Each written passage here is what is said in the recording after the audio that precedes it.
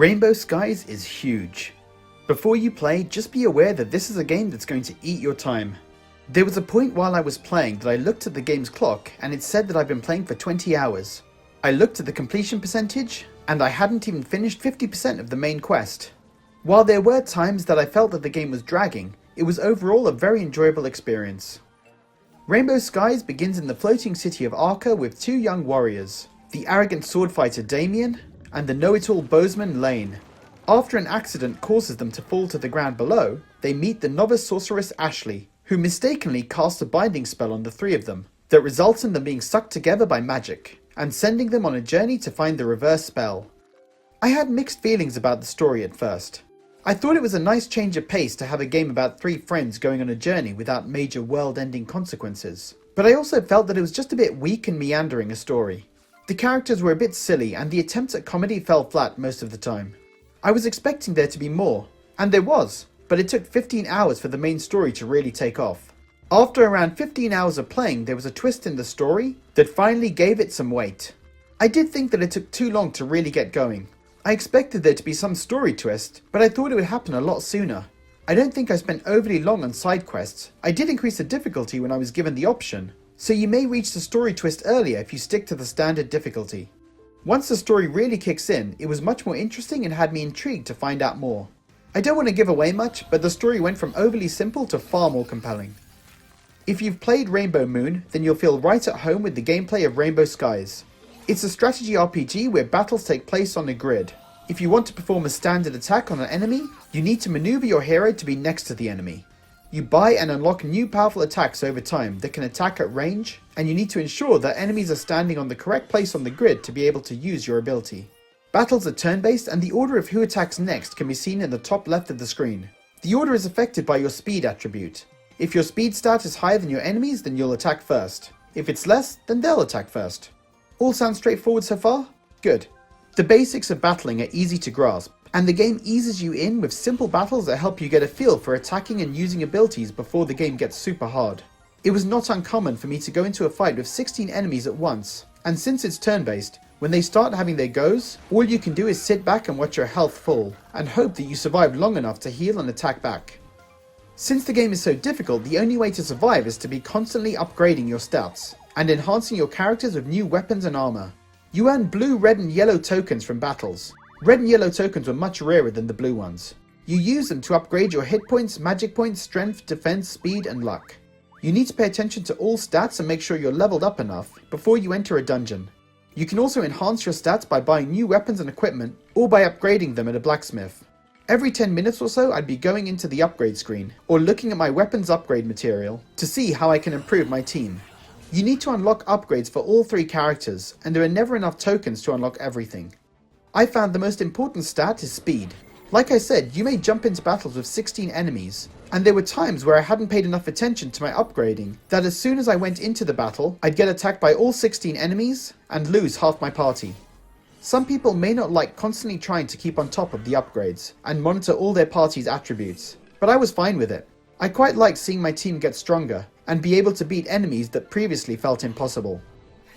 Lane, Ashley and Damien are your standard party members, but as you kill enemies they can occasionally drop eggs. These eggs can be hatched to make a monster for your party.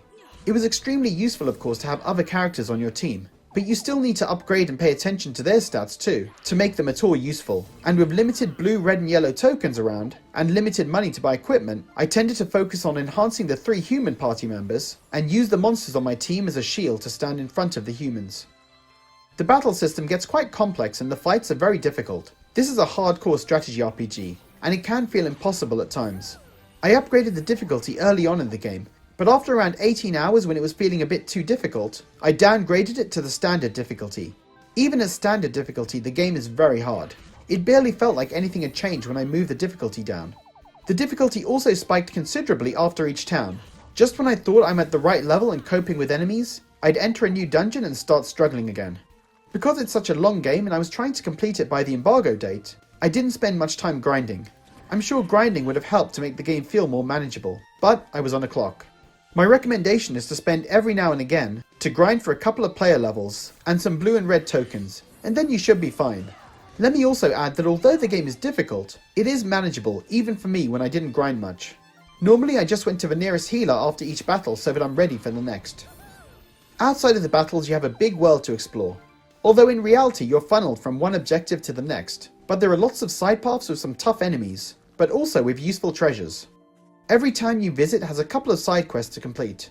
I completed a few when I first started playing, and the rewards you get can be extremely useful, but I stopped after around 12 hours in, when I realised how long this game was going to take. Despite the difficulty, the game tries to make the mechanics as easy to learn as possible, and gives players so many options of how to play. Although Ashley starts off as a sorceress, you can take on battles in an arena to unlock her abilities to learn different movesets. The same applies for Lane and Damien. If you want to make all 3 sorcerers or all 3 warriors, you can. You choose how you want to play and how you want the characters to behave in battle. Also, little things like being able to save your game anywhere at any time is really useful. You can adjust the difficulty mid-game, and there are signs everywhere so you don't get lost. There are enemies walking around the world for you to fight. Enemies on the main path have to be fought, of course, and you can take on enemies on side paths for treasure. You can also choose whether you want to have random encounter battles with monsters. As you walk around, it'll flash up on the bottom left of the screen that there is a battle available. These are useful for grinding, but I like how they're optional. If you want to grind and fight monsters, the option is there. If you want to focus on the main quest, then you can do that too.